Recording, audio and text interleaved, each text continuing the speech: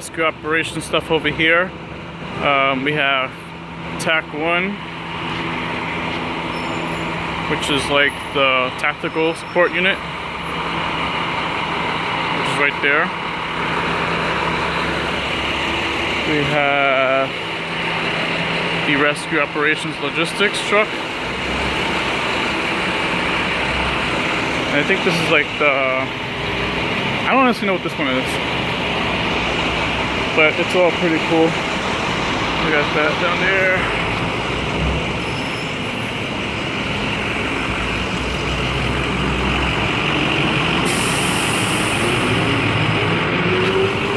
Yeah, well, this is on scene of a 1060 explosion. Something exploded over here. I think it was like a house or something. Don't really know the circumstances behind it. Yeah. All right.